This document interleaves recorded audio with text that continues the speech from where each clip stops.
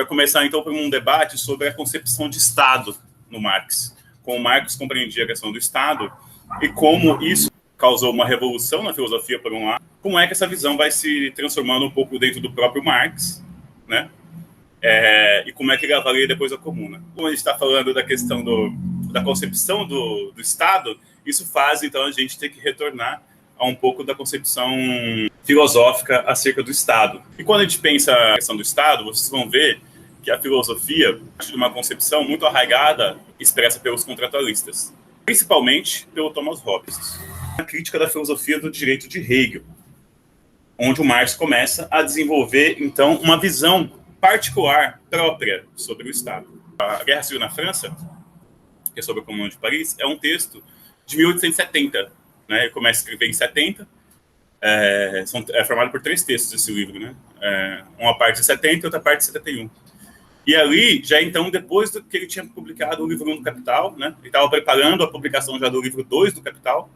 E aí, então, nesse entre-meios, ele publica Guerra Civil na França. Pensando que a Guerra Civil na França, então, ela tem ali um estatuto político, programático, da questão de como se pensar o Estado. De como se pensar o Estado burguês, capitalista, e inclusive dispensar a forma contraditória que pudesse negar isso de forma a superar ele, né? Que, no caso, para o Marx, nesse momento, é a própria organização da Comuna de Paris. Ok? Então, dito isso, essa pequena introdução, a tese doutoral do Marx, ele terminou em 41. Ele vai debater, sobretudo, com Hegel, né? A questão do papel da compreensão humana, de como o ser humano compreende a realidade, como ele atua na realidade, na realidade política. Então, a concepção que se tinha, quando o Marx está escrevendo, acerca do Estado, a mais arraigada era a concepção do Hobbes, né? Do Leviatã. Ele parte do pressuposto de que o ser humano, antes da existência do Estado, vivia em guerra de todos contra todos. Se o ser humano vive em guerra de todos contra todos, os diversos grupos se degladiam, né? E nisso sobrepõe-se a vontade do mais forte. E a única forma de mediação disso foi a existência do Estado, a formação do Estado.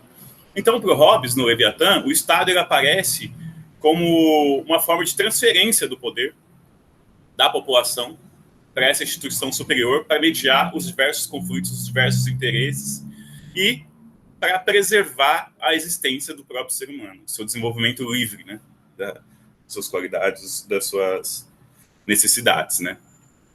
Esse é o primeiro aspecto.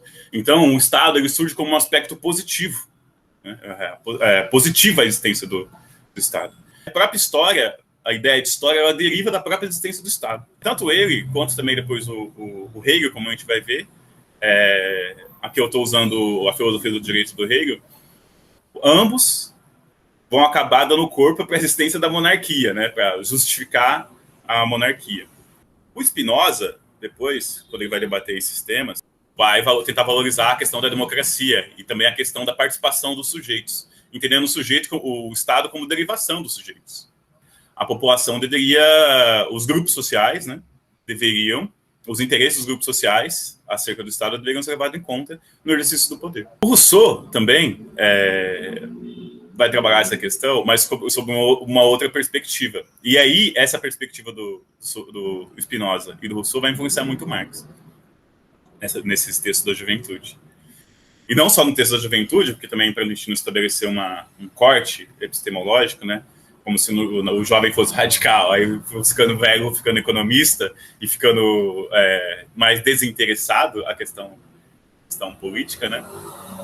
É necessário pensar que o Marx ele desenvolve isso na juventude, mas faz parte da concepção dele ao longo da vida. E a prova disso é a própria Guerra Civil na França, texto de 71, e essas concepções continuam presentes e fortalecidas, né? Ampliadas e mais complexas. Né? Então, esse aspecto um aspecto mais geral da questão da visão do Estado na filosofia, né?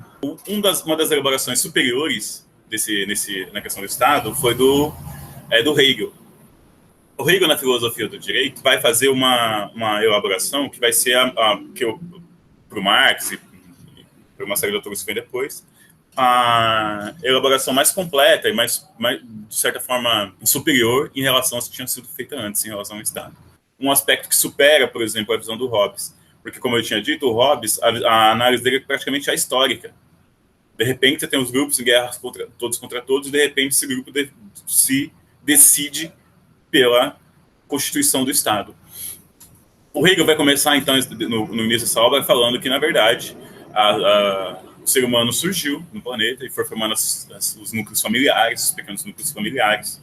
Esses núcleos familiares foram se tornando cada vez mais complexos, né?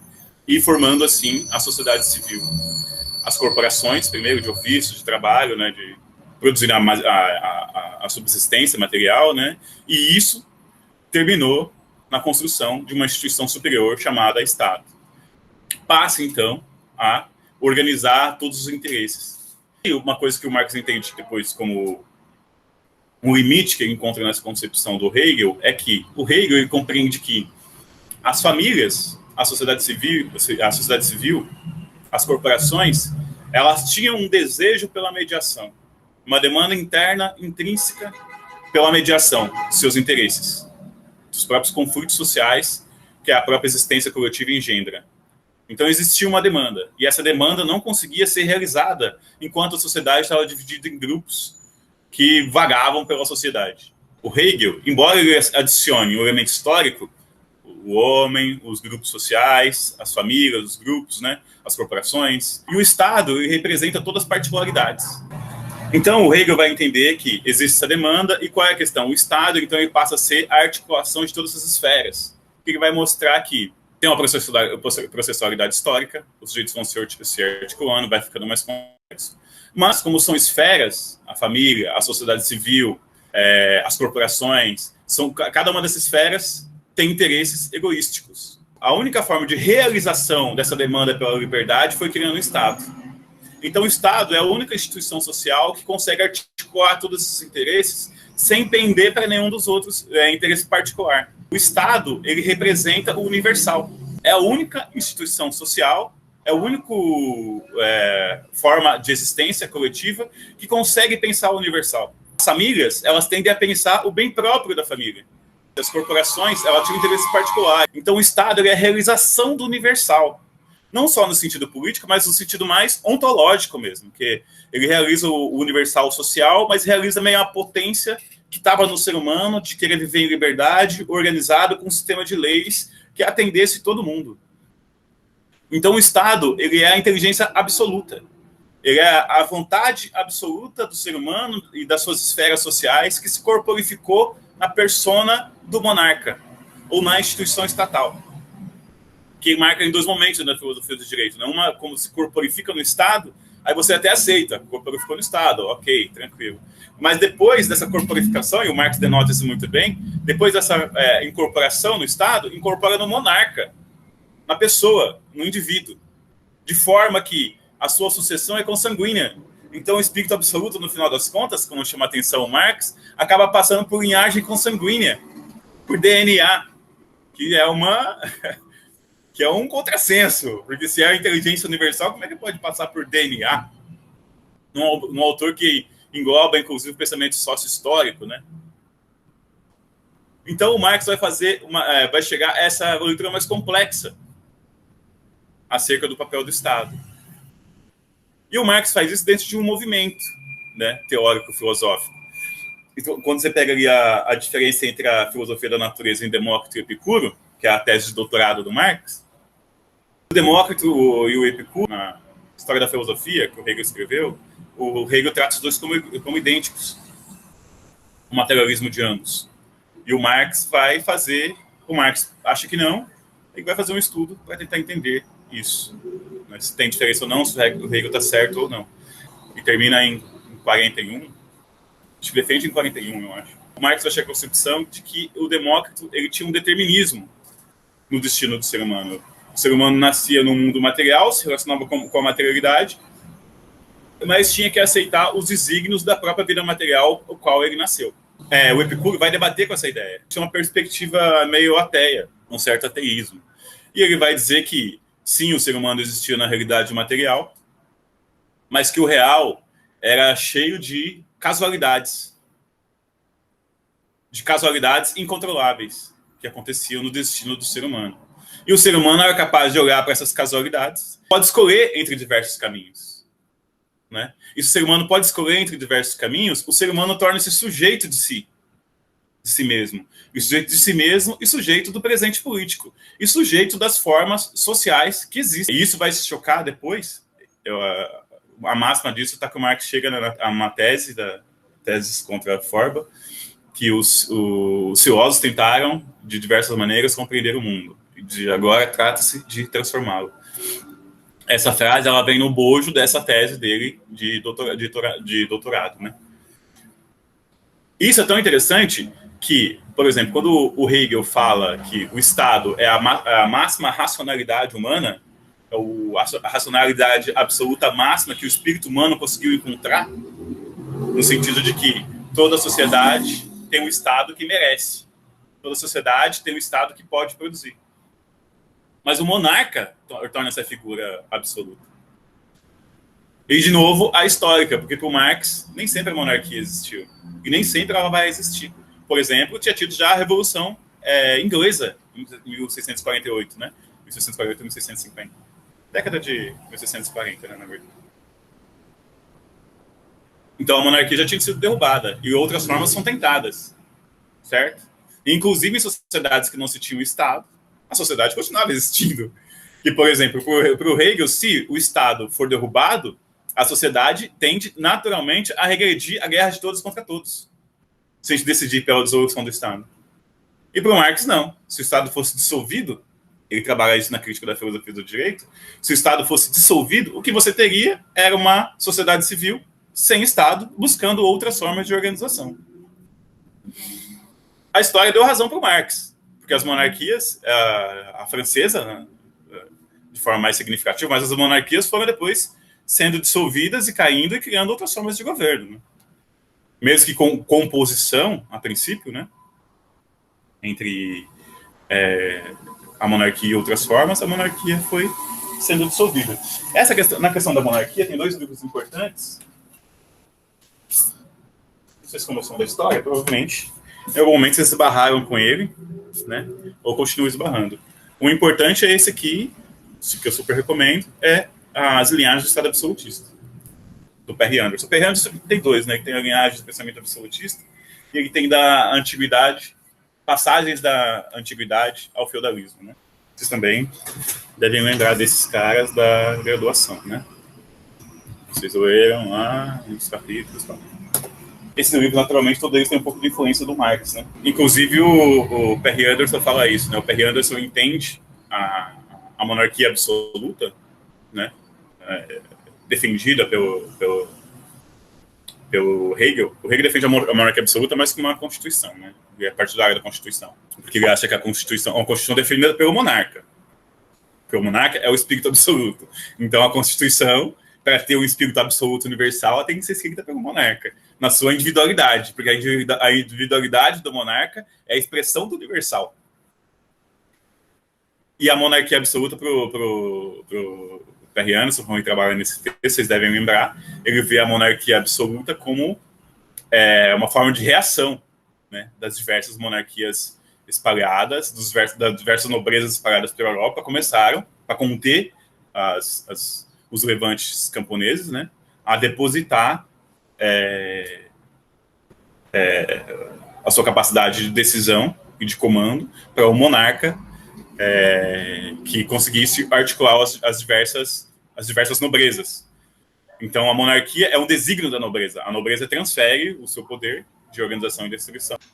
Tem uma concepção cristã por trás, mas, na verdade, ele tenta dizer que, na verdade, o poder divino, o poder monárquico, ele constitui uma leitura da realidade. Ele tenta dar um aspecto, um núcleo materialista para a coisa. Uhum. Porque ele quer mostrar que é produto da relação humana, é produto da interação social, é demanda. E a capacidade de sapiência do monarca tá porque ele consegue entender os interesses. Ele consegue dialogar com as demandas da família, por exemplo. Qual é a demanda da família? É controlar a violência contra os seus filhos, né? Contra o seu comércio, o seu trabalho, né?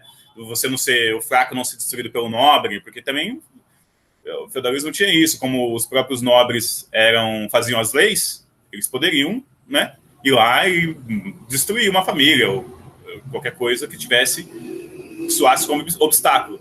Então, o monarca ele entende como uma demanda social. Então, não é uma inspiração divina direta. E isso dentro do reino dá toda uma discussão, porque tem um pessoal que diz que sim, que é Deus, o espírito absoluto é Deus. E um setor que vai dizer que não é Deus. O espírito absoluto, na verdade, ele é a cultura. Marx, mesmo essa leitura, independente de ser Deus ou de ser a cultura, o Marx não considera isso tão importante. O determinante é que você tira o poder de autodeterminação das pessoas e transfere para o monarca. Exatamente. De forma que todo o poder está no monarca e a massa da população está alienada do exercício do poder. Porque uma vez existindo o monarca, você não pode mais fazer nada. Não tem como se contrapor. Qualquer grupo social que se organize e proteste contra o monarca, ou vá para cima do monarca, ou exija novas leis, o monarca pode destruir esses grupos. Porque ele vai dizer, esses grupos estão sendo parciais. Estão atentando de forma particular contra o universal. O universal é só a cabeça do rei. Porque só o rei consegue pensar todas as particularidades. Ele pode dizer, você está querendo a reforma agrária, mas, né, você não está vendo o interesse do latifundiário, porque o latifundiário também, ele importa as coisas, ele faz as trocas internacionais, ele consegue divisa para o país, então, na verdade, a gente tem que manter o latifúndio tal como está. Então, o monarca, o Estado, a figura do Estado, vai ser sempre o espírito universal. Então, frente ao universal, as pessoas não são nada. E essa é a crise do Marx com o Hegel, né? Que aí que vai dar a ruptura em 43. O enfrentamento dele em relação a isso é a questão do roubo de lenha. Que as pessoas, os aldeões, a classe trabalhadora do campo, né, os trabalhadores do campo, no inverno, iam na floresta pública, ou até mesmo na floresta do rei, e pegavam as madeiras secas que caíam. E aí depois começaram a querer cobrar um tributo dessa madeira seca. Isso, os despossuídos. Porque era madeira caída no chão. Não era... Aí o bosque é coletivo, então não é roubo. Mas enfim, aí o Marx entra nessa defesa. Então esse já foi um elemento, né? Como que o universal, se o cara é tão universal assim, se o rei é tão universal, como é que ele pode atentar contra uma coisa tão simples que é para não morrer de frio, por uma coisa que não lhe deu nenhum gasto? É uma madeira seca que caiu da árvore. E outro aspecto, depois em 41, é a questão da liberdade de imprensa, que o Frederico IV ele baixa um decreto caçando a liberdade de imprensa, né? E o Marx vai fazer um texto sobre a questão da liberdade de imprensa, dizendo que o Estado, quando ele proíbe a imprensa, ou quando ele censura a imprensa, o que ele está fazendo é impedindo que a sociedade reflita sobre si e chegue a soluções para problemas a partir de elaborações coletivas e que as pessoas possam formular e que isso gera uma inteligência coletiva, né? Uma politização geral da sociedade. E a sociedade se sentir sujeito do próprio Estado. E depois, na questão judaica, em 43 também, um outro aspecto que ele vai levantar é a questão da liberdade religiosa. Né? Que os judeus estavam sendo perseguidos, né? Os judeus não eram cristãos, estavam vendo uma Europa cristã. E isso gerava incômodo para as autoridades europeias, né? De não poder controlar religiosamente. E isso gerava uma série de atritos. E o Marx vai defender, contra o seu orientador, inclusive, que defendia que os judeus tinham que abrir mão da sua religião, o Marx vai defender que o Estado não podia legislar sobre isso. A religião, a religiosidade é um aspecto humano inevitável de busca de relação de compreensão da sua própria existência. Né? A religião é uma forma de teoria do tudo. É uma panteoria, a religião. E uma primeira forma de teoria do tudo, o Marx vai dizer, né? E nisso, cada grupo tem direito, cada pessoa, embora o Marx era ateu e morreu ateu, mas entendia a religiosidade como um aspecto natural do desenvolvimento humano, né? Sócio-natural, porque se for pensar, as primeiras formas de religião no ser humano primitivo, né? Anterior aos processos de civilização, né? Você acha religião, né, entre os nômades no continente africano, você acha religião nas sociedades orientais, você acha religião, formas de religião na América, né, cada um desenvolvendo a sua religiosidade. Então, não tem como você, por decreto, subsumir a religião de qualquer grupo social, né? Mas para o Marx, o que dava para fazer é pensar que o Estado não podia legislar sobre isso. Então, quando você pega a questão da religião, quando você pega a questão do roubo de lenha, quando você pega a questão da liberdade de imprensa, você vê que o Marx está avançando contra o Estado. Então, todas as incursões do Marx levam em conta que o Estado não é um espírito absoluto, objetivação máxima da racionalidade do espírito humano. O Estado não é perfeito.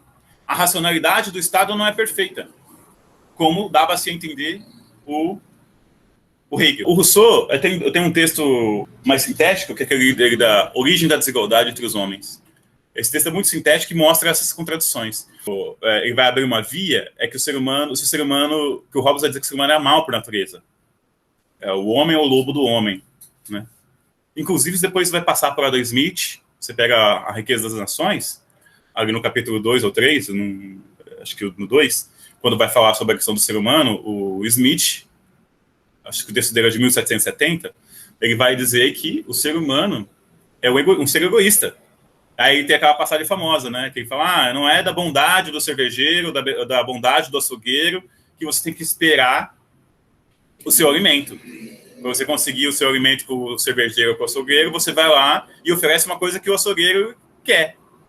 Então você vai na particularidade dele, no egoísmo dele. Você não vai esperar que ele tenha solidariedade com você. Você vai buscar o interesse egoístico, né?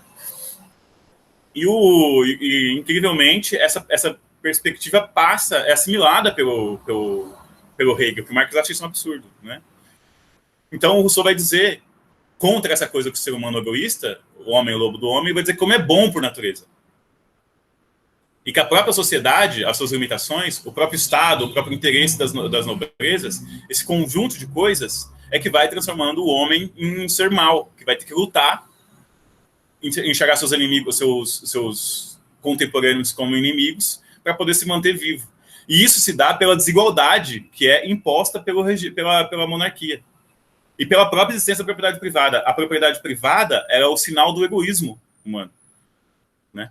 Então, é uma coisa que vem de fora, é externa à necessidade natural do ser humano, né? E se mantém aí. Inclusive, o Rousseau vai ser um dos primeiros a defender a abolição da propriedade privada. Que a maior injustiça começou quando um ser humano que permitiu que o outro fosse lá e fincasse uma cerca na terra e falasse, esse pedaço de terra é meu. Só meu, e ninguém... Ele tem que ser um espaço inviolável. Ele fala que foi o primeiro roubo, começou o roubo aí, né? E esse texto do Rousseau é fantástico. Se você ler, parece que o cara escreveu hoje. E isso é que inspira o Marx a pensar a possibilidade de outras formas de governo. Porque a questão é essa que leva o Marx a pensar que a democracia não, que a monarquia é imperfeita. Por que ele achava que a monarquia era imperfeita? Porque a nobreza vivia super bem, né? Com renda, com terras, nos bailes, bebida, comida à vontade, médico morando dentro do palácio, inclusive, guarda armado, enquanto uma parte dos camponeses vivia na miséria. Morria de frio, morria congelado. E falou, então isso não é símbolo de perfeição. E que a única forma de se encontrar, de se aperfeiçoar a forma social, isso. A única forma de se conseguir superar essas formas atrasadas é você controlando o Estado, cercando o Estado, né? Então, o ser humano ele pode ser mal, inclusive, em vários momentos. Ele pode necessitar de uma força superior de mediação, inclusive com capacidade de destruição. Tudo bem precisar disso. O caso é que deve caber ao ser humano mudar essa forma assim que lhe aprouver. Por exemplo, se o ser humano acha que a forma estatal burguesa é ruim e quer migrar para uma forma de Estado socialista, é escolha do ser humano. Não cabe aos Estados Unidos ir lá e jogar bomba no país que decidiu ser socialista. Não cabe aos Estados Unidos impedir que esse país, como é o caso de Cuba, por exemplo, estabeleça comércio com outros países. Porque os Estados Unidos não concordam com aquela forma de governo. Que eu acho, inclusive, não é socialista, mas é outra questão. A determinação é do país, não é os Estados Unidos que vai determinar que tipo de regime se possa estabelecer lá, como se o regime americano não tivesse mazelas, como se o regime americano não tivesse pobreza, desigualdade, e violência. Não pode os Estados Unidos invadir o Oriente Médio e querer determinar os seus políticos. Não pode. Inclusive, isso a gente chama de imposição política ou de imperialismo. Então, essa é a concepção que vai se arraigando e vai se desenvolvendo dentro do Marx. Sim. Então, você vê que quando se fala das formulações do Marx, você gostando ou não, as pessoas querendo aderir ou não ao sistema de pensamento do Marx, uma coisa que ele se difundiu porque é uma leitura materialista da realidade que, às vezes, a pessoa nem sabe o que ela tá e está defendendo um dos pressupostos que está colocado no Marx. Ainda que a forma estatal que predomina é mais parecida com a do Hegel do que com o pensado pelo Marx, né? Porque, por um lado, o Hegel se equivocou em pensar que a monarquia era o espírito absoluto, que ia se perpetuar como forma absoluta e superior do universal. As monarquias foram todas caindo uma a uma, e ficou o que tem de monarquia hoje para a gente é basicamente elemento decorativo, né? E isso, inclusive, você vê, curiosamente, a própria esquerda reproduz isso. Ah, você votou no candidato, agora espera 4 anos. Quer dizer, você já transferiu a sua capacidade de escolha, o seu exercício de soberania, daí você já transferiu. Agora você espera completar os 4 anos do mandato para você poder novamente escolher, e você escolhe diferente. Então você vê que essa visão do Estado onipotente, ela se difundiu entre a humanidade e continua aí e aparece, sob muitos aspectos, como uma forma superior, como espírito absoluto.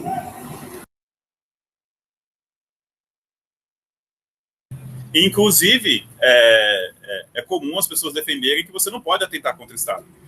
Fazer ato, um ato na rua. Aí o pessoal, mas aí não pode. E esse é outro aspecto. Porque, assim, essa visão do Hegel pressupõe uma imparcialidade do Estado, que age de forma neutra.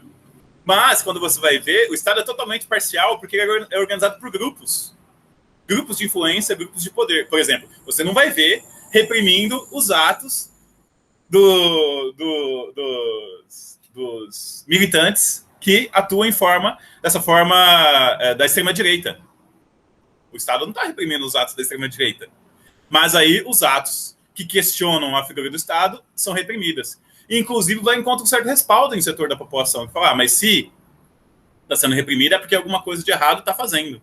E a mídia, todo mundo faz um bloco em dizer que sim, alguma coisa de errado o militante fez para poder reprimir e tudo mais, porque a polícia falou que não era para pisar naquela calçada e pisou naquela calçada, porque sempre vai haver um motivo que, por fim, queira dar substância a essa figura, a essa concepção de Estado como universal. E isso se difundiu também nos setores da esquerda. Na esquerda, que eu digo, pensando nessa tradição da Revolução Francesa. A esquerda revolucionária, que depois bebe diretamente no marxismo, vai ter nuances, como a gente vai ver depois na questão da Revolução Russa, né? Porque a esquerda, ela existe antes do marxismo, né? Não foi o marxismo que criou a esquerda.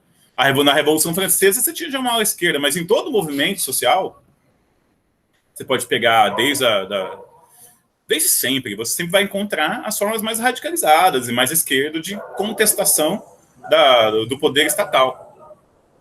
E isso, você sempre vai encontrar. Aí quando você pega, por exemplo, mesmo rebeliões nas sociedades antigas, tradicionais antigas, né, em relação ao Estado. Sempre quando houve Estado, houve rebelião e houve crítica ao Estado. É natural, porque o Estado, a sociedade, é um exercício permanente de existência e reafirmação dos grupos, né, na busca dos seus interesses. Todo ser humano quer sobreviver, quer cuidar da sua família e quer viver bem. E aí isso gera os diversos conflitos de interesse e o Estado media isso. Né? E o ser humano chegou a tal... O Marx, nesse caso, também o Marx era uma questão que é diferente da política para o Estado, entende? É igual aquela questão da religião. Você pode, no seu foro íntimo, ser religioso. A questão é o que a gente faz para o Estado. A gente podia até falar, nessa questão de, no fórum íntimo, o Marx ter elementos conservadores, por exemplo, de ter tido uma filha com a criada da esposa e ter dado para o Engels adotar e registrar no nome do Engels, porque ele não teve coragem de falar que o filho era dele. Por exemplo, é um elemento do fórum íntimo. Mas, para fora dessa questão do fórum íntimo, quando você vai a concepção do que é o ser humano, do que é o Estado, do que são os grupos sociais, e a capacidade dos grupos sociais intervir no rumo da sociedade, o Marx foi a visão mais revolucionária que existiu. E até hoje não tem uma visão mais revolucionária que isso, porque o mais revolucionário é os grupos serem autônomos. E não o Estado ser autoconsciente. Que para o Hegel, o Estado é autoconsciente, né? Ele é para si e é por si. Né? Ele é tudo, o Estado. E aí, isso depois, quando... a princípio, por exemplo, o Marx ele não vê esses textos de 41, 42, 43, por exemplo, ele não vê qual sujeito social poderia operar essas transformações. Porque a gente vê as limitações. Quais são as limitações? Uma parte da população concentra bens, por exemplo, e outra parte morre de fome, sem acesso à saúde, e sem acesso à educação, sem acesso à moradia, e uma série de elementos materiais que lhe faltam. Né? E o Estado, ele media recursos financeiros, porque ele cobra impostos. O Estado faz o fundo público, e ele usa o fundo público de determinada forma. E ele não usa esse fundo público de forma a atender toda a sociedade. O Estado, ele discrimina os grupos sociais na hora de redistribuir o fundo público. Inclusive, é um aspecto do neoliberalismo, por exemplo. Quando você fala, você pega os liberais na internet, aí, no Facebook, ou mesmo na política, os que se dizem liberais, né? Todo mundo, mesmo esse pessoal que se diz liberal, os neoliberais, pega desde a crise dos 70, né? Que você vem assistindo transformações na forma da gestão do Estado e do gasto social. Quer se tirar o Estado de determinadas esferas, mas não quer se suprimir o fundo público. O fundo público continua existindo.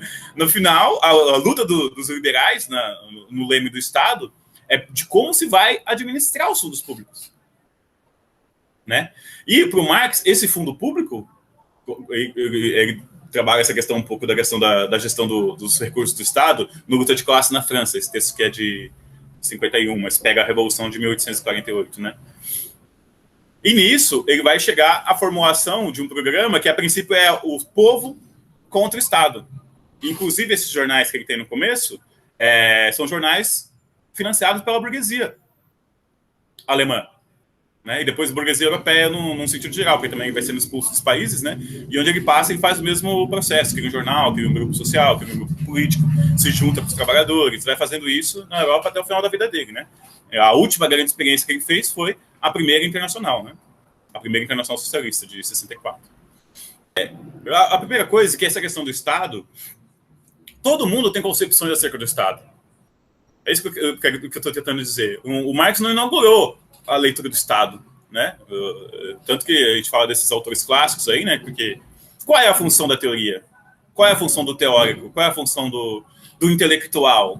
O intelectual, ele é um receptáculo das concepções que existem nas sociedades e de formulação. Mas ele não cria nada a partir do nada.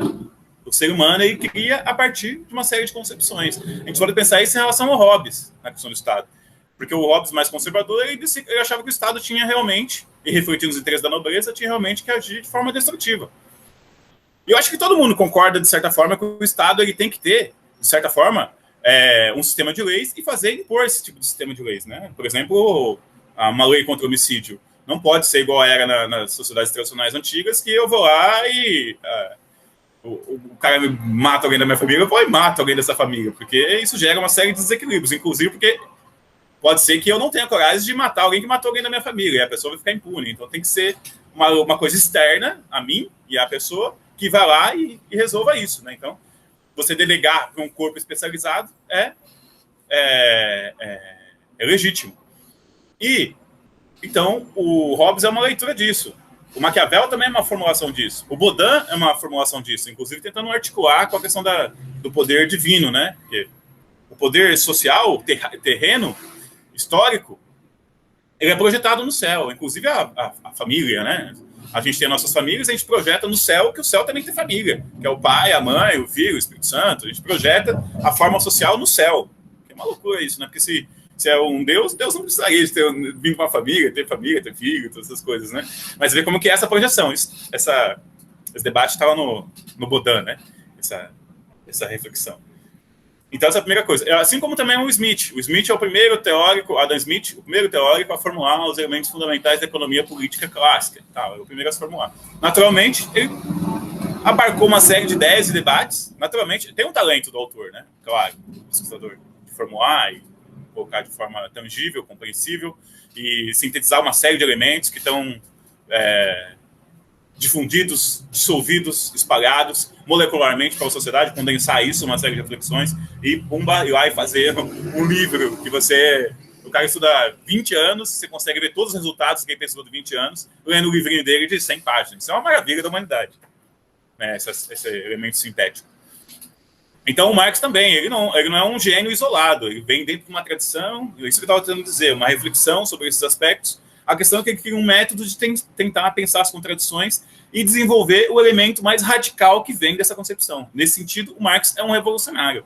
E na primeira fase, ele é um revolucionário antimonárquico, que recebe, inclusive, o apoio dos setores da burguesia, que financiam o jornal dele, pagam para ele escrever os artigos dele, né? Tal. E depois, quando o Lenin e o Trotsky vão fazer as formulações dele sobre isso, a Rosa Luxemburgo também, quando vai pensar o Estado e tal, esses são os grandes teóricos, um pouco, inclusive o próprio Kautsky também, que tem uma série de formulações importantes, embora acaba pendendo mais para a defesa da democracia burguesa, né?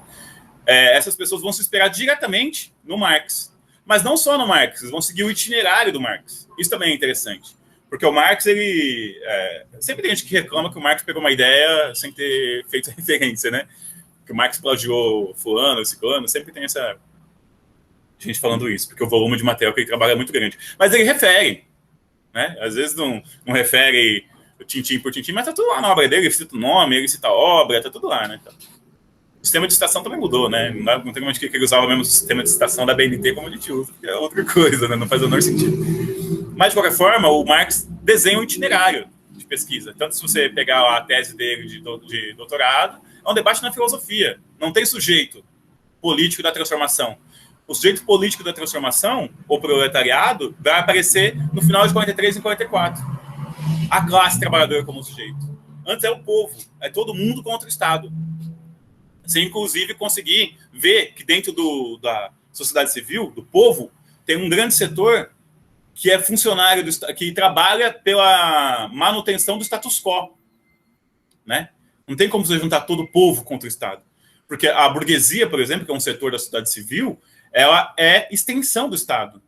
Né? E, no caso, o Estado passa cada vez mais a representar os interesses da burguesia, dessa classe social, em detrimento da nobreza. Né? E do povo, então, nem se fala, que o povo ainda é uma coisa muito mais acessória. O povo é basicamente o que dá o exercício da soberania, mas está apartado do controle da soberania, tal qual o Hegel gostava, na verdade. Professor. Então, o Hegel, o Marx, o Lenin, ele tem, inclusive, os cadernos de filosofia, em que ele vai voltar lá e estudar o Hegel. Inclusive, o Lenin chega a falar isso.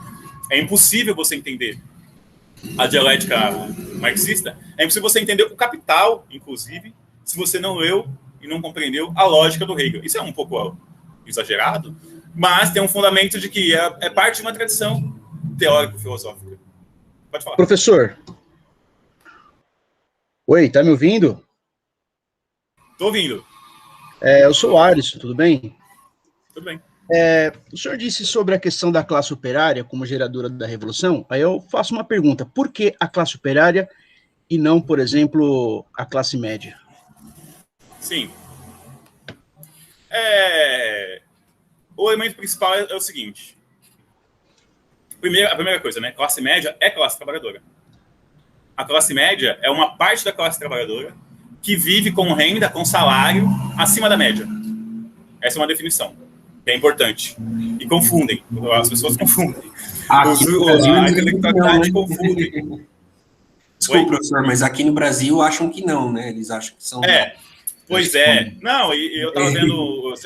Desculpa, eu interrompi, é que eu não me contive. Toda vez que saem dados, por exemplo, esse dia eu estava vendo uma pesquisa falando sobre renda no Brasil. Aí, essa, não sei se era do IBGE, mas IBGE, SEAD e tal, eles têm os seus dados. Aí a Folha de São Paulo, os jornais pegam esses dados, né, tal, e vão trabalhar. Aí estão sendo considerado, o governo está considerando como classe média quem ganha acima de R$700. Isso gera uma confusão. E aí as ciências sociais, a história, às vezes pega esses dados e acaba trabalhando com isso. O pessoal inclusive teórico. Por exemplo, o André Singer vai falar que o Brasil se tornou um país de classe média no governo Lula. Como você pode ter um país se transformar num país de classe média? Como? Todo mundo vira médio. Se todo mundo vira médio, não tem... Entende? É uma contradição teórica. Não pode todo mundo virar classe média. Se todo mundo virar classe média, não tem outras classes. Então é uma classe só. Então aboliu as classes. Não tem como. Não tem como. Mas, enfim, isso são manobras teóricas que as pessoas usam para dizer que determinada posição política ou econômica vem fazendo sucesso ou não. Por exemplo, eu acho que hoje o governo tem um entendimento que as pessoas, subjacente a esse dado, é que as pessoas conseguem, o brasileiro, mais da metade dos brasileiros, conseguem sobreviver com R$700 per capita. Essa é a ideia subjacente. Que aí se trabalha numa casa, o pai, a mãe e o filho, 3 vezes 7, 21, dá 2.000 e poucos reais, eles conseguem ter uma família. Então, se você consegue ter uma família, pagar o aluguel, as coisas, já é classe média. Aí abaixo da classe média, tá só quem é miserável. Entende? Então, é uma forma de enxergar essa concepção de classe que mais confunde do que ajuda. Aí, agora, por que a classe operária? O Marx, no livro 2 do Capital, ele vai fazer uma distinção com dois campos sociais maiores, determinantes. Um é o setor que produz, é o departamento 1 e o departamento 2 também se chamam. Depende da tradução que você for pegar. Esse da Boitempo, deixa eu pegar aqui. Esse da Boitempo, que é a última tradução e é a melhor tradução que se tem até agora, ele fala de setor 1, setor 2. Então você tem o setor 1, que é... Eu vou partir do Capital e depois eu volto lá em como é que ele chega nisso em década de 40. Eu vou começar falando da anatomia do humano para depois falar do macaco.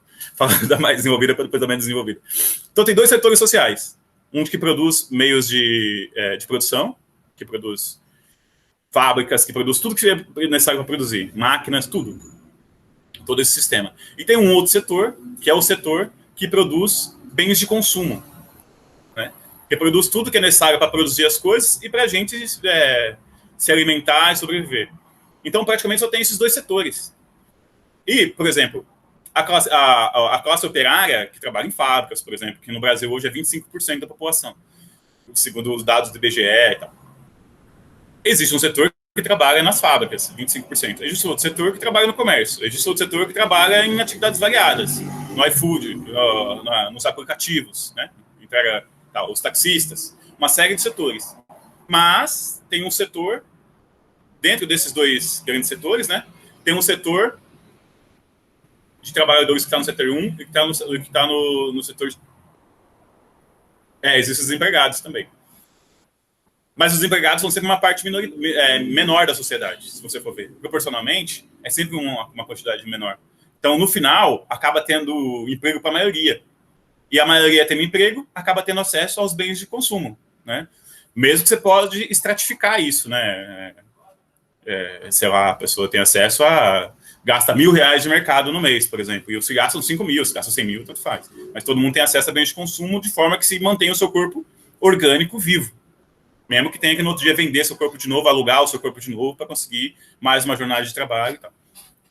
Então só tem esses dois setores, né? O que produz os que produz os bens de consumo, os que produzem meios de produção.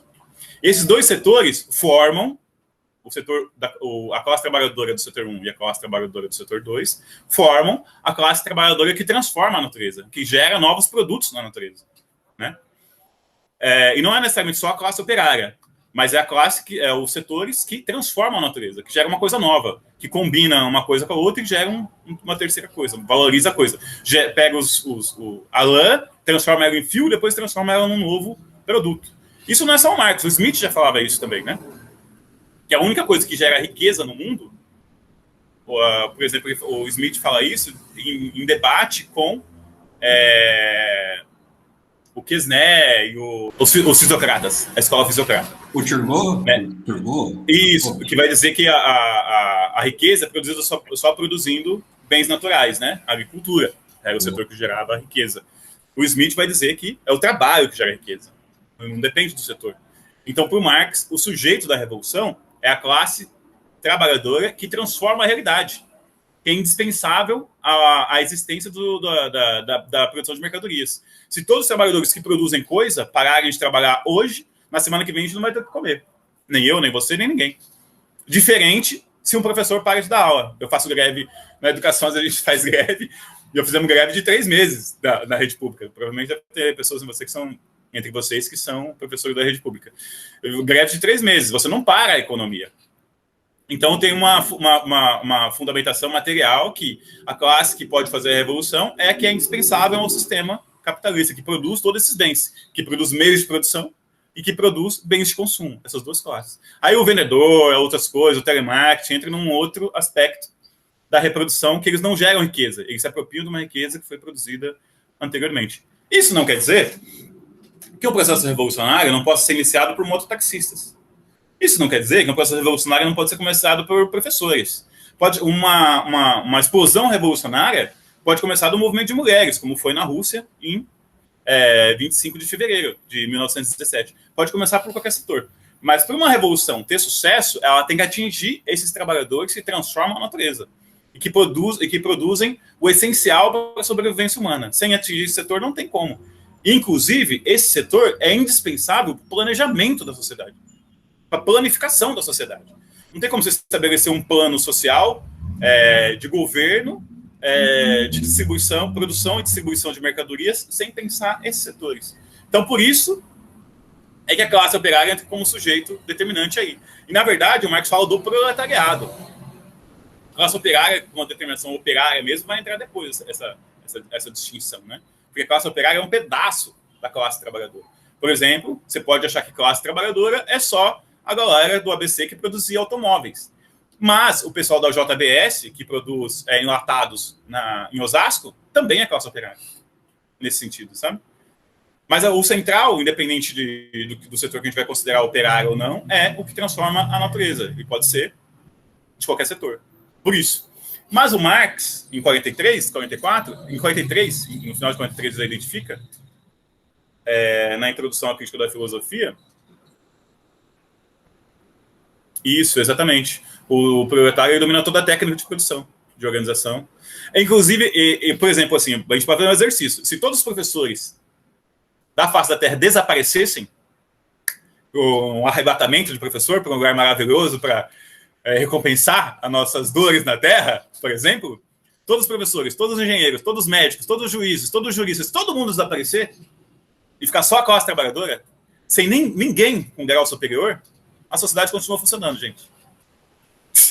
Se houver uma hecatombe social e toda a indústria desaparecer, tudo desaparecer e ficar só as pessoas, os trabalhadores, a massa da classe trabalhadora, essa que aparece no IBGE, que ganha até R$2.100, a massa da classe trabalhadora brasileira, e sumir todo o resto, a sociedade continua funcionando.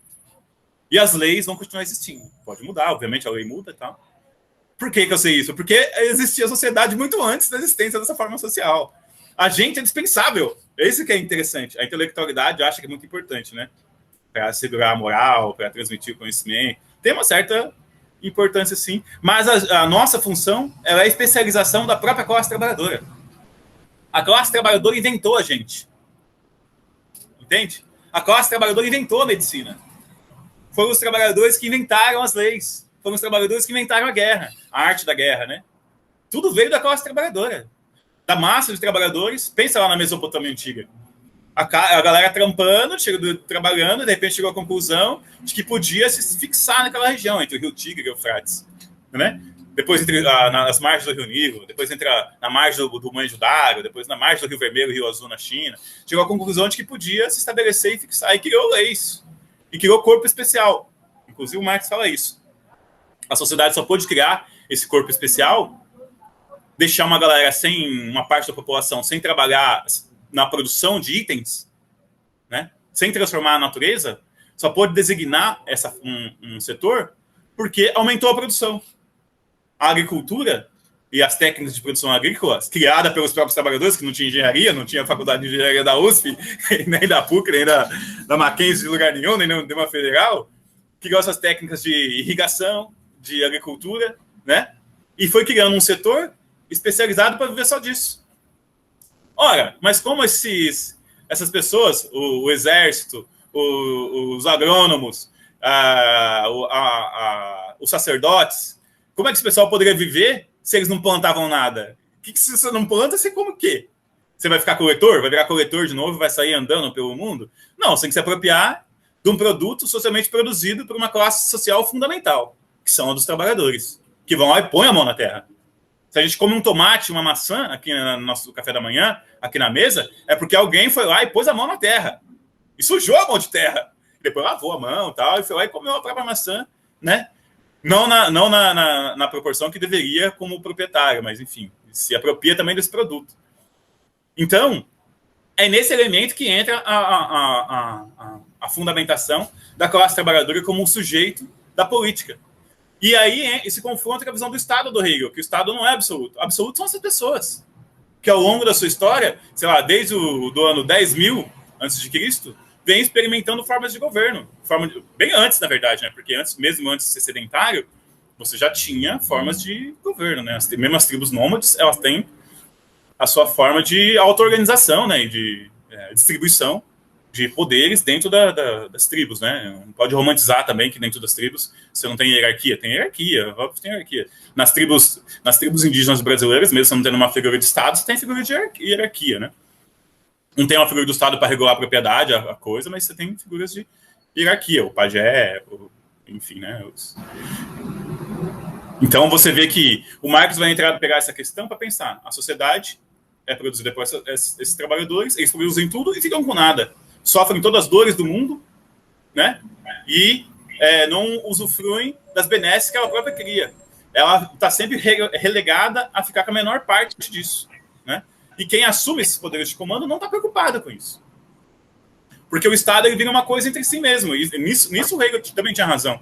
O Estado ele vira uma coisa que se autoalimenta, retroalimenta, né? Que aí ele é um conjunto de associados, o Estado, de grandes empresários que conseguem chegar a esse poder e ele se retroalimenta. As famílias tradicionais brasileiras, que são as grandes proprietárias de terra, são as mesmas que estão nos cargos de comando no Estado, como deputado, como senador, como presidente, na maior parte das vezes também. Tirando o caso do Lula, que foi um ponto fora da curva, né? Mas está sempre ligado à questão dos grandes proprietários. O Bolsonaro também, que vem de um outro setor, né? Ligado às milícias e tal. Mas você vê que você pega um Sarney, por exemplo, sempre ligado a essas figuras, né? Então o Estado acaba sendo isso, essa forma de organização dos poderes e de distribuição de benesses. E o caso é que depois o Engels escreve em 46 um texto chama Bases do Comunismo, Princípios Básicos do Comunismo, né? Em que o Marx e o Engels eles começam então a quando o Marx chega à conclusão de que o único sujeito que poderia transformar a sociedade de forma revolucionária seria a classe trabalhadora, porque só ela possui o saber necessário para isso, o Marx vai tentar trabalhar para que essa classe social, ele vai tentar buscar meios de pensar como essa classe social oprimida poderia se converter em sujeito político. Porque não adianta se você ser sujeito da produção, fundamental para a produção e para a circulação de mercadorias, se seu poder produtivo não te retorna como poder de organização da vida, da própria liberdade. Porque a própria liberdade ela passou a ser organizada de acordo com os interesses do Estado e da burocracia do próprio Estado, dos grupos de influência do Estado. E o Marx está falando isso, essas reflexões do Marx e do Engels, elas começam, o pessoal sempre fala muito do Marx e fala menos do Engels, né? Mas uma coisa importante é que o Engels influenciou muito na visão do Marx. É que o Marx realmente ele era acima da média, né, na sua compreensão e capacidade de formulação, tanto que a gente está aqui falando do cara, né, 250 anos depois. O Marx vai pegar e vai tentar formular um programa para isso, né, o Marx e o Engels. E o Engels tinha começado esse processo, para não dizer que o Engels sempre foi mais um seguidor do Marx do que um colaborador ou um parceiro na elaboração da teoria. No princípio básico do comunismo, esse texto que é de 46, 47, O Engels já tinha esboçado os elementos centrais que vão constar, que vão aparecer no Manifesto Comunista, por exemplo. Que fala, o Manifesto Comunista tem o nome do Engels, simplesmente que o Marx, por camaradagem, colocou o nome dele. Não existe nada mais equivocado do que dizer isso, mas muita gente diz. Chega a falar que a classe trabalhadora é ontologicamente reformista. Não, isso é um absurdo, é uma contradição em termos... É um tipo de determinismo, na verdade. Não tem como você negar que as lutas sociais, elas redundaram em melhoras de muitos aspectos da vida humana, né? É só você ver a mortalidade, a taxa de mortalidade. O ser humano que vivia 30 anos na antiguidade, hoje vive até os 100, e progressivamente vai aumentando a possibilidade do ser humano se manter mais vivo mais tempo, né? Mas uma coisa muito importante é que você, quando você vai pensar essas coisas, tem que pensar a contradição real. Por exemplo, a Revolução Russa. O que foi a Revolução Russa? Se o ser humano é ontologicamente reformista, por que ele tomou o Estado e tentou revolucionar tudo? A Revolução Chinesa. Como, então? Por quê? A própria Revolução Cubana. Entende? O ser humano busca, ele tem uma necessidade de buscar... Isso que é uma coisa interessante, quando você pensa a questão do jovem Marx. É uma síntese que o ser humano, cada geração faz da realidade onde vive. O ser humano nasce num mundo objetivo, colocado, materialmente determinado, politicamente determinado, com regras, instituições, né? Uma divisão de bens dentro dessa sociedade. Ele se relaciona com isso e projeta ações. Reformista mesmo era o PCB, que era o partido do Göring. Esse sim era ontologicamente reformista, porque já nasce com o pressuposto, esse partido, de que uma revolução só era possível se a burguesia nacional tivesse à frente dessa revolução. Sem burguesia, não poderia ter revolução social. Sem burguesia, não teria que ter como revolução socialista no Brasil. E jogou toda a capacidade decisória para a burguesia, toda a capacidade iniciativa para a burguesia, uma certa burguesia nacional. Isso sim é reformismo. E isso pressupõe que a classe trabalhadora não é capaz de fazer uma revolução. Mas a gente pode até exemplos recentes, mais recentes, para se não quiser pensar a Revolução Russa. O que foi, por exemplo, o Maio de 68. O Maio de 68 não apenas na França, mas o que se iniciou porque o Maio de 68 ele foi o início de uma resposta a uma crise estrutural do capitalismo, né, que se iniciou no final da década de 60. E a primeira resposta foi essa jornada de 68, que durou até o começo dos anos 80. 15 anos de mobilização da classe trabalhadora. E nesse período se atentou contra tudo. Contra as fábricas. É só pensar sobre o conceito na própria França. Mas pode pensar, os levantes na Argentina, você pode pensar até a tentativa de o ascenso no próprio Brasil. A população se revolta, organiza um programa e vai para as ruas. E o que freia o impulso da população é a repressão do Estado. Se não tivesse reprimido esse processo que começou em 68, o que teria acontecido de transformações progressivas na sociedade? Entende? Então não dá para você colocar o ser humano como ontologicamente reformista. Eu sou mais a perspectiva do Marx, que o ser humano ontologicamente ele busca saídas dentro do presente. Porque é o próprio exercício do eu. Do ser humano na sua própria reprodução cotidiana. Ele busca isso, não adianta. Porque e é uma síntese. É uma coisa... O ser humano ele tem necessidades, aí para ele resolver essa necessidade, ele busca algo externo e assimila esse algo externo para dentro de si. Ele resolve uma demanda. Falar isso a diferença entre os animais e o ser humano, né? O Marx brincava com isso. A diferença entre o pior arquiteto e a melhor abelha. A abelha ela tem uma programação celular genética que ela já nasce sabendo o que ela tem que fazer. O Marx argumenta, né? Sei lá, tá dentro do ovo, o pintinho sabe que ele tem que quebrar para ele sair. Ele não fica esperando um médico ir lá fazer o parto dele. Naturalmente, tem uma programação dentro desses animais. E a abelha, ela faz sua caixa de abelha lá, uma certa programação que ela tem já estabelecida. O ser humano não. O ser humano, o pior arquiteto, ele pensa antes, elabora o projeto, ele muda o projeto. O ser humano ele tem a casa, ele tem a caverna, depois ele quer fazer uma antena parabólica, ele quer fazer um sistema em rede, vai criando necessidades. Cria demanda em cima de demanda. E é assim que a gente chegou aqui nessa forma social que a gente está. Cria a bicicleta, depois cria o carro. E vai criando coisas a partir dessa... Uma carência. O ser humano é um ser incompleto. E vai ser sempre. Ele nasce incompleto. E a sociedade, a cultura, oferece a ele elementos para ele suprir determinadas carências. E ele transforma essa cultura. E se ele transforma a cultura, se ele transforma o simples ato de comer e beber, ele pode também transformar a forma estatal. Entende? É inevitável o ser humano transformar a realidade. E a gente pode pensar, todo ser que é comum ao ser humano, em cada época histórica, em toda época histórica, achar que aquela época histórica é o ápice da civilização, como pensou Hegel. É o máximo que a humanidade vai chegar. Mas a gente pode pensar que na Mesopotâmia, os caras pensavam isso, que o sistema deles de cidade-reinos, né, de reis guerreiros, era o máximo que a humanidade podia chegar. Né? A gente pode pensar que os gregos, a sociedade grega, grego-romana depois, também achava que a democracia grega era o sistema mais avançado que a humanidade podia chegar. Cada sociedade pode pensar que aquela sociedade é o fim último, mas não para. E isso pode, achar que é o máximo, pode contentar nosso ego.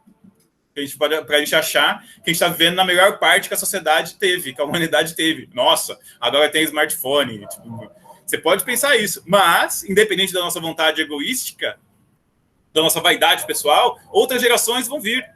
E vão vir com outros avanços. E o Marx falava, inclusive, isso é engraçado, é curioso essa frase dele, que a sociedade capitalista é a pré-história da humanidade. O Marx precisa trocar a gente um pouco no nosso lugar, porque achar que a sociedade capitalista ela está muito acima do que foi a sociedade da Mesopotâmia. Né? Mas você pensa que na Mesopotâmia criou agricultura, na Mesopotâmia criou escrita, na Mesopotâmia criou sistema de irrigação, na Mesopotâmia criou as casas fixas de alvenaria, não é alvenaria, que é o barro do próprio rio, né? Mas enfim, uma própria engenharia. A gente herdou tudo isso, conseguiu melhorar porque tinha uma base gigantesca desenvolvida, né? Então, o ser humano é insaciável. Essa é a palavra. O ser humano é um ser insaciável. Não tem... E a classe trabalhadora é formada por seres humanos. Então, a classe trabalhadora é uma classe insaciável nas suas demandas, nas suas necessidades. E, como pensava o Marx nessa época, na própria formação de governos. A própria formação de governos também, de tipos de governo, é insaciável. Se não fosse isso, não teríamos chegado a formas de tentativa de implantação do socialismo. Porque pensa a revolução que foi isso. Você tentar criar uma forma em que volte a pensar a sociedade, a terra, pode pensar os meios de produção, tudo como fruto do trabalho social. Então todo mundo tem direito. Não importa se você é fraco ou se você é forte.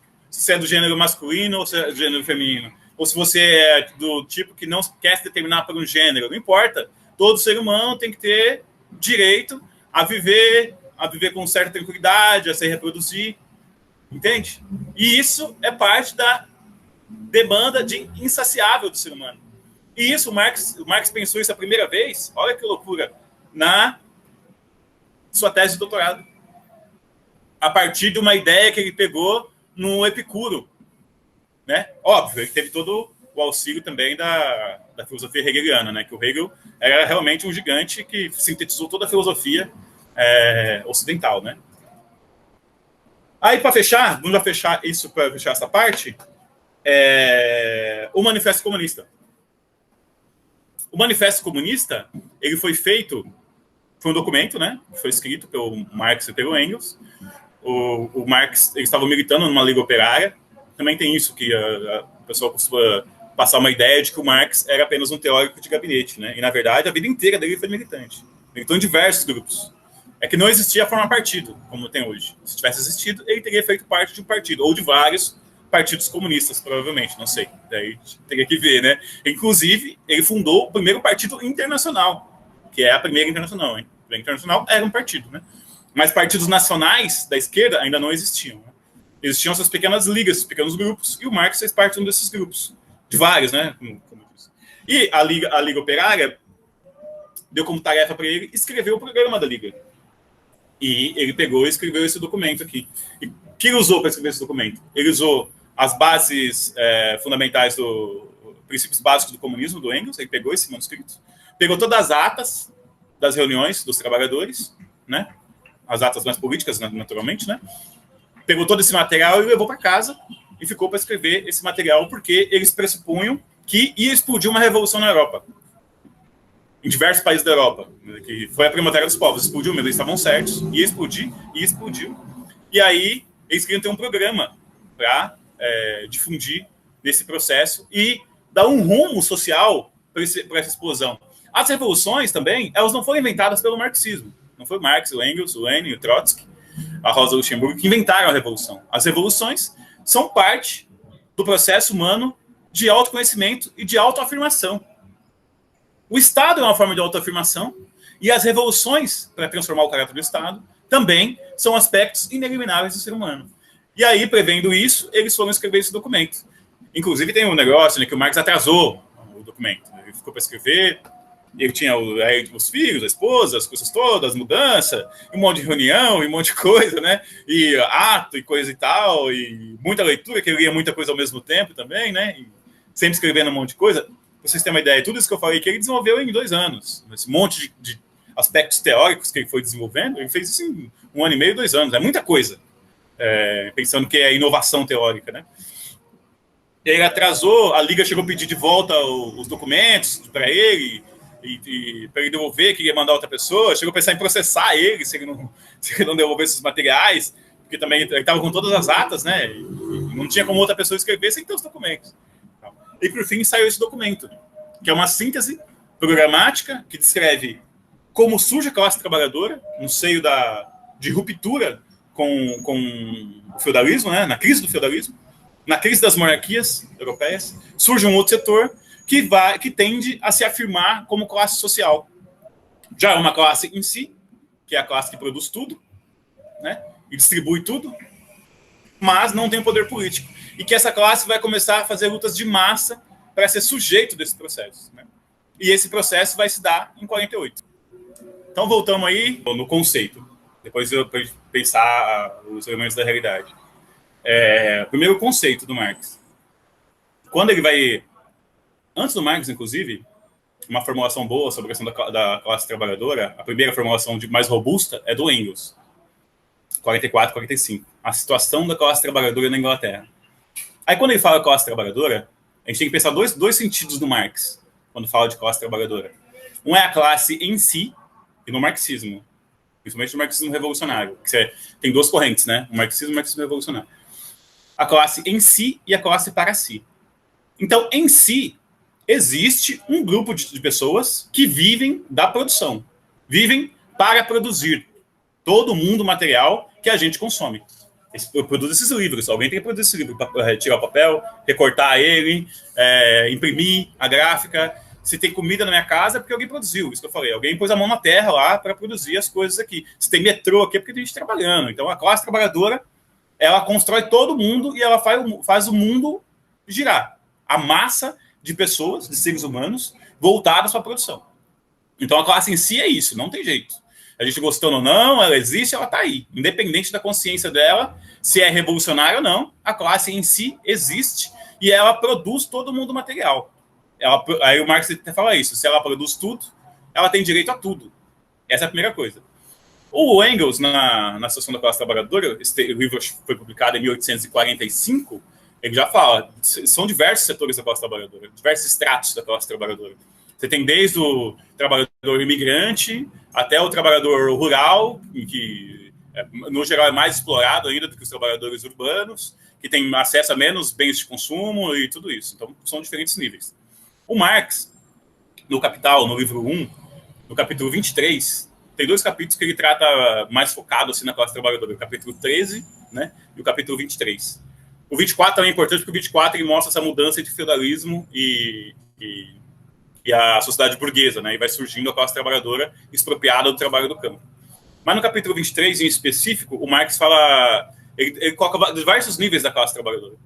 Tanto a classe trabalhadora industrial, né? Que é um dos aspectos muito importante, mas também o próprio exército industrial de reserva, que é um núcleo que gira em torno dos trabalhos fabris. Por exemplo, o pessoal que faz tudo ETEC, FATEC, isso vai formar o exército industrial de reserva. E ele fala que tem uma série tem todos, é objetivo o número de postos de trabalho na sociedade, para além da indústria. Mesmo se tirando a indústria fora, os postos da sociedade de trabalho são relativamente fixos, né? Embora aumente, tem determinada crescência, um crescente, mas proporcionalmente pequeno, ano a ano, né? Então, todos esses setores formam diferentes núcleos da classe trabalhadora. Aí o Marx fala exército industrial de reserva e exército de reserva da classe trabalhadora no geral. Então, são dois exércitos de reserva, né? Então, tem um número de postos e um monte de gente. E dentro disso, todas as frações da classe trabalhadora vai formando diferentes núcleos de associação e de assalariamento. Então, você tem diversos núcleos de salário na classe trabalhadora, óbvio, tal. Mas existe uma massa e existe até os que ganham um dentista, um médico que trabalha para o Estado é classe trabalhadora. Um juiz que só trabalha para o Estado é classe trabalhadora. Um núcleo superior, mas é classe trabalhadora, embora não seja produtivo, mas é parte da classe trabalhadora. No entanto, existe uma massa de trabalhadores que vive condições muito parecidas. E isso faz as determinações da sociedade desigual que a gente vive, por exemplo. Existe uma massa no nosso país, 80% da população brasileira, aí isso ainda é classe em si, 80% da população brasileira vive com até 2 salários mínimos. 80%. E dentro desses 80% ainda tem segmentações, né? Porque metade da população, 50%, vive com até um salário mínimo. Mas quando você junta tudo isso, os que ganham 1, os que ganham 2, os que ganham 3 salários, dá uma proporção de 80% ganhando até 2 salários mínimos, né? 2.200, 2.300. Então, essa é a massa da classe trabalhadora. A classe média é, inclusive, um núcleo que está fora disso. Porque tem salários melhores, tem condições de moradia melhor, tem condições de acesso a serviços melhores, viagem para fora do país, 1 ou 2 vezes ao ano, né? Então, tem esse setor, mas é um setor minoritário, certo? A massa da classe trabalhadora, sobretudo nos países subdesenvolvidos, elas vivem em condições muito parecidas. Ganha até 2 mil e poucos reais, paga aluguel, tem 1, 2 filhos, 3 filhos talvez, e tal, e núcleo de trabalho, acho que 40% em carteira assinada, 38% em carteira assinada, uma parte em carteira assinada, a outra parte vive de trabalho terceirizado, mas também contratos de pequena, curta duração, outros também autônomos, mas a classe trabalhadora é essa massa, a classe em si. Aí que entra a questão, que é muito importante em todo o século XX, mas o Marx também já começa a pensar isso no final do século XIX, que é a questão do partido. Qual é a função? Então é natural que os seres humanos tenham interesses variados, programaticamente variados, inclusive, porque vivem relações sociais variadas e têm percepções variadas da realidade. E cada um tem sua concepção sobre o mundo. A função do Partido Revolucionário para o Marx é construir consensos. O Gramsci também vai falar isso no Caderno 13, é construir consensos no seio da classe trabalhadora. Então, ele surge organizando a classe trabalhadora, setores mais importantes da classe trabalhadora, trabalhadores da fábrica, trabalhadores do metrô, trabalhadores da educação, professores, né? Trabalhadores do campo, setores totalmente diferentes, com demandas específicas diferentes, mas todos com determinadas demandas coletivas, convergentes. É função do Partido Revolucionário produzir esse consenso na classe trabalhadora e formar um programa. Daí, cada partido, a classe trabalhadora não vai formar um partido só. Vai formar uma série de partidos. Por exemplo, o PT foi um partido da classe trabalhadora. O PSTU é um partido também que reflete anseios da classe trabalhadora. O PSOL é um partido que também reflete programas da classe trabalhadora. Todo partido reflete interesses da classe trabalhadora. Inclusive os partidos burgueses.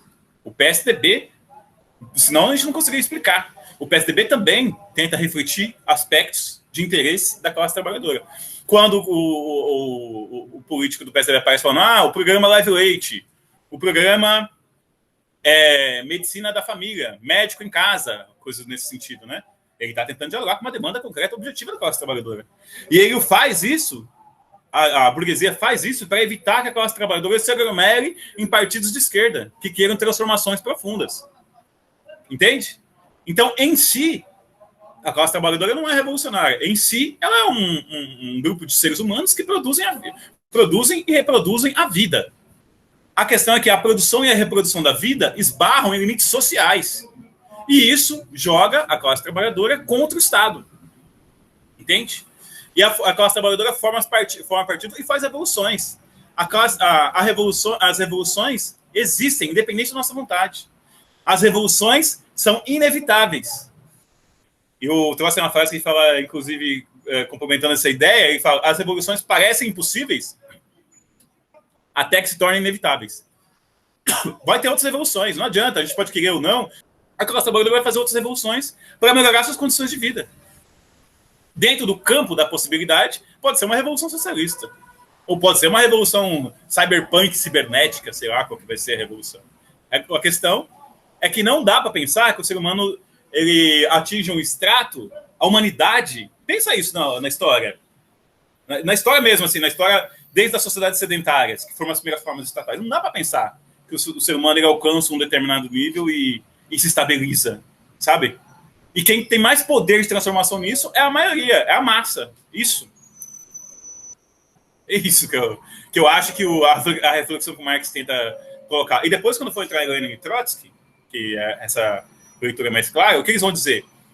As revoluções são inevitáveis, a classe trabalhadora faz revoluções, e nem toda revolução ela faz de forma que aproveite todo o seu potencial político e revolucionário. A Comuna de Paris, por exemplo, foi uma tentativa revolucionária, heróica, que a população tomou o Estado, tomou os rumos da sociedade, tentou reorganizar a sociedade, mas sem um plano de longa duração, sem um programa de longa duração, como foi a Revolução Russa, por exemplo. Entende? Se o partido conseguisse fazer uma revolução, por exemplo, sozinho, pela sua própria cabeça, o PSTU faria hoje. Aí na rua, aí ia sair no jornal... Não, mas é muito pouco. O PSTU acaba fazendo a revolução.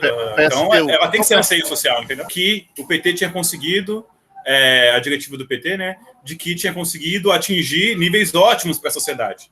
Mas a sociedade, ela se deparava com uma série de limitações na produção e na distribuição. Uma estrutura social, uma infraestrutura precária. Saúde precária, educação precária, inclusive aquela formulação do Hegel. O Estado racional, como objetivação do melhor, não estava existindo. E a juventude foi para as ruas contra isso, porque queria mais. Não é porque queria menos, queria mais, queria avançar nesse processo. No padrão FIFA. Então, a demanda do 2013, uma demanda de massas. Milhares e milhares e milhares. Ali não era pelo conservadorismo, ali não era por Bolsonaro, ali não era por nada disso. Era um período de crise social, a arrecadação do Estado diminuindo, o investimento diminuindo, inclusive, porque a crise de 2008 estava começando a se fazer mais forte no Brasil, e que isso gerou impacto social. Gerando esse impacto social, as pessoas foram às ruas, né? Ou a questão, a população, uma parte votou no Bolsonaro, é verdade, mas quase a outra metade quase inteira votou no projeto do PT. E um terço votou no projeto do PT, um pouco mais de um terço, votou no projeto do Bolsonaro, e um terço da classe trabalhadora brasileira não foi votar, porque o sistema não representa ela. Então, esses três grupos já quebram a tese de que a classe trabalhadora só quer conforto, entende? Um novo partido, ele deveria conseguir organizar essas pessoas que estão ficando fora da política. Essa massa da classe trabalhadora, 50 milhões, que está ficando fora, que não quer saber. Então, não, o Estado não muda.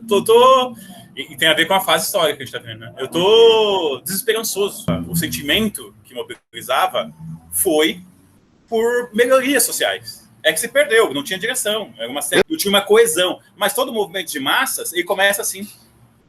A própria Revolução Russa, ela começou como um movimento de massas, não foi o Partido Bolchevique que começou a Revolução. Ele entrou em outubro, em fevereiro tinha rolado, já estava rolando 9 meses, quando o Partido Bolchevique teve condições de tomar os rumos da Revolução. E foi ótimo, só teria sido uma enxurrada de repressão e todo mundo teria perdido essa chave de transformação. Mas as revoluções acontecem. A gente tem que dormir com esse barulho, entendeu? As revoluções acontecem, e acontecem por descontentamento. 2013 não foi revolucionário. 2013 foi uma crise social, o início de uma grande crise social, e que está continuando, ela não se resolveu. É um processo de polarização entre as classes sociais, é a primeira coisa, uma polarização existiu, né? Um descontentamento da massa trabalhadora, das massas trabalhadoras, em relação às estruturas de serviço público. Isso não tem como a gente negar. E continua. E continua e vai continuar, porque a gente é um país de terceiro mundo, subdesenvolvido, uma série de coisas, que esses investimentos são restritos nesse campo. E tinha um outro elemento que pesava em relação a isso, porque o Brasil tinha tido recordes de arrecadação. Não pode esquecer isso. Esse período que foi depois chamado de lulismo, o Brasil teve recordes de arrecadação, não só o Brasil, né? O capitalismo, esse crescimento do capitalismo no período 2002 a 2008, foi um dos maiores desde a crise de 70. Desde o final dos 60, começo de 70, não tinha tido um período econômico internacional que todas as economias crescessem de forma articulada, organizada, a ponto de todos os países crescerem 5%. Fazia 30 anos que o mundo não experimentava um crescimento tão articulado que todo mundo pudesse crescer. A questão é que isso também fez parte da crise, né? Porque o Estado tinha recordes de arrecadação nos governos do PT, né? E dizia que ia transformar essa infraestrutura, e não transformou a infraestrutura. Não fez a reforma agrária, não fez a reforma educacional, as escolas continuavam precárias, continuou faltando professor nas escolas, metade da categoria dos professores de escola básica são contratos precarizados, só outra metade que é concursada, os médicos, faltando médicos nos lugares, em muitas regiões, filas compridas, longas filas para fazer exame, tipo, exame que pode demorar 1 mês para fazer exame, 3 meses, exame que demora 1 ano para se fazer. Então, tudo isso, com recorde de arrecadação, grandes investimentos em setores da burguesia, nos grandes parceiros, nos campeões nacionais, lembra disso? Grandes investimentos nesses setores. E isso gerou um descontentamento na massa trabalhadora. E aí, isso é parte da polarização. 2013 foi um processo de polarização. Não virou um processo revolucionário. Se tivesse virado, não teria acontecido outras coisas. Nessa polarização, o que aconteceu é que quem canalizou melhor isso, saiu mais forte nisso, foram os meios de comunicação que se fecharam com alguns grupos nacionais, com os campeões nacionais, com setores políticos, e conseguiram galvanizar um caminho, inclusive dispensando o grupo do Aécio, inclusive dispensando o grupo do PT e formando uma outra coalizão. Nasceu uma coalizão nova desse processo, como representante desse ascenso. Outra coisa que também que eu ia dizer, as massas trabalhadoras, quando vão às ruas, eu tinha dito já inicialmente, elas tendem aí como movimentos desorganizados, de massa, e vai tateando, né? A questão de 2013 é que cortou esse fio, né? A classe trabalhadora deixou de ir às ruas, né? Você pega 68, por exemplo, quando explode aquelas questões, e aí não é verdade que todo mundo virou hippie e todo mundo foi administrar o capitalismo. Quando é movimento de massas, não tem jeito. Não tem jeito, porque é multidões de milhões. É multidão de milhões. É muita gente, não tem jeito. Mas você pega, por exemplo, pega o 68 na Argentina, depois do Cordobaço. Pega no Chile, o que aconteceu? A massa foi para a rua, do próprio Brasil mesmo, sei lá, 10 mil mortes pela ditadura, 12 mil, segundo a Comissão Nacional da Verdade. As pessoas vão à rua, o Estado tem que assassinar. Não é que eu estou dizendo que... E aí eu recordo de vocês aqueles conceitos da coerção e consenso que o programa de trabalho. Não é só convencendo as pessoas e oferecendo bolsa, ou oferecendo uma ascensão, ou deixando as pessoas comprarem, possibilitando que comprem eletrodomésticos, como um setor faz a gente entender. Não é só isso. É repressão, é assassinato em massa. 1968 só pode ser contido com assassinato em massa. 30 mil mortos na Argentina, 35 mil mortos na Argentina, desaparecidos, assassinados, jogados no rio, enterrados com concreto, jogados em fornalha no Brasil, é assassinato em massa. Na ditadura em Portugal, na Guerra Civil Espanhola, é assassinato em massa, não é convencimento. Quando o convencimento não é suficiente, é os canhões que entram. Quando a pena não vai, é assassinato em massa, não tem jeito, é campo de concentração. O que fez o Estado alemão, na década de 30 e início de 40, ele não se sobrepôs apenas no discurso ideológico de convencimento. É terror, é fornalha, é campo de concentração. O Vargas se impõe aqui com o campo de concentração, aqui também o Vargas impôs campo de concentração, né? E você vê que o assassinato em massa é que contém a população para elas não realizarem suas demandas, né? Inclusive, aqui o Bolsonaro ele propunha fazer isso. Ele fala, não, o pessoal começou a ir para as ruas em 2013, eu proponho reprimir todo mundo e meter o pau em todo mundo e prender todo mundo. E matar, quanto que ele falava que ia matar? 30 mil. E matar 30 mil. Esse era o plano do Bolsonaro. Isso também, subjetivamente, também tem impacto na esquerda, né? Eu lembro que no processo das eleições, as pessoas não podiam sair de camisa vermelha na rua. Eu lembro que tinha essa coisa, tipo, tem vídeos das pessoas apanhando na rua porque passou em determinado lugar usando uma camisa vermelha. Vermelha, não estou dizendo que assim, o PT ama o comunismo, ama o Lula, Lula maravilhoso, Che é o salvador da humanidade, não é isso. Um tecido tingido da cor vermelha. Tipo, um elemento natural do cromatismo. E as pessoas batiam nas pessoas por causa disso. Então chega num ponto também que a coerção ela é parte do processo de calar os descontentes. Calar quem busca novas demandas. Entende? Em determinado momento na arena isso tende a se chocar. E as pessoas, a coisa mais interessante é que as pessoas vão em massa às ruas dispostas a morrer pela liberdade. Isso é uma loucura. Eu não estou falando de socialismo, não estou falando de revolução socialista. Porque antes do socialismo isso já acontecia. Isso já acontecia. Inclusive, a questão da autoridade, né? Que precisa da autoridade. Lembre-se da Revolução Inglesa, aquela frase: enforcar o último rei com as tripas do último padre. Olha as formulações que a humanidade chega. A Revolução Francesa caçou toda a monarquia. A Revolução Russa fez a mesma coisa. A Comuna de Paris fez igual. Então tem uma questão do ser humano buscar uma afirmação. Entende? Isso vai para além da nossa posição individual, política de cada um, né? Cada um tem a sua leitura de processo, que a gente também é humano, também a gente tem as leituras dos processos. Independente disso, as revoluções acontecem e vêm como ondas de massa, entende? E aí, a questão do partido é tentar organizar isso para as pessoas sofrerem o menos possível, inclusive. A ideia de revolução no Lenin, no Trotsky também, é você canalizar esses impulsos de transformação em programa de transformação estrutural. Você não precisa ficar... Todo mundo sai se matando para conseguir. Tem como a gente organizar racionalmente planos de transição que melhoram a vida das pessoas. E não ficar calando elas e deixando que elas explodam de forma violentíssima no futuro. Por exemplo, não é de se duvidar que daqui a 10 anos, 5 anos, sei lá, 15 anos, no Brasil, se exploda um movimento de massas. Talvez com caráter mais violento. Não tem como você negar. Porque você fica impedindo a população de se manifestar, impedindo ela de escolher os seus caminhos. Uma hora isso explode. Não tem como você conter o rio de todos os lados. A água vai, uma hora sai para algum lugar. Na França, na Inglaterra, nos Estados Unidos. Olha só. Olha o sistema. O que aconteceu do The Black Lives Matter. Você vê lá o que aconteceu lá, meu. A galera em massa nas ruas. E esses movimentos explodem. Uma coisa ou outra, com mais programa, menos programa. E as gerações vão acumulando.